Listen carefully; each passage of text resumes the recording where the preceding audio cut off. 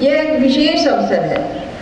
हमें भारत का नागरिक होने पर गर्व महसूस होता है, जिसे अपनी विलक्षण समृद्ध संस्कृति की विरासत एवं आध्यात्मिक परंपरा के लिए दुनिया के देशों में एक अलग ही पहचान मिली है। आज ही के दिन सन 1950 में भारत की जनता को एक ऐसा संविधान भेंट किया गया था जो सभी नागरिकों के लिए न्याय, आज़ादी, समानता और भाईचारे को सुनिश्चित करता है। हमारा संविधान जनता के कल्याण एवं भलाई तथा देश का शासन चलाने के मूल उद्देश्यों को निर्धारित करता है।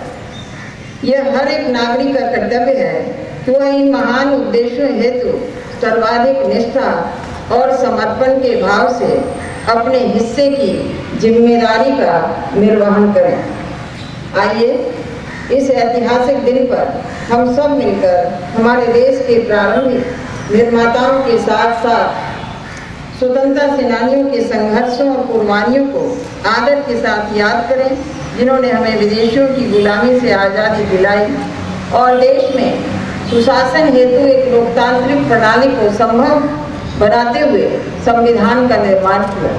ग्रामीण विकास म्हणजे ग्रामीण भागात जो विकास जातो या कारणास्तव ग्रामपंचायतीची निर्मिती झाली आणि खऱ्या अर्थान लोकशाही ज्यांना ग्रामपंचायतीची निर्मिती झाली म्हणजे सरकार गावागावांनी ग्रामीण भागांनी पावले त्यांना खऱ्या अर्थान लोकशाही आणि लोकतंत्र हे लोकांपर्यंत पावले। आज त्याच्या माध्यमातून जर आम्ही आमकां जर प्रजासत्ताक दिन मेळोंक नासलो जाल्यार कदाचित आमची परिस्थिती ही उलटी आसूंक शकता।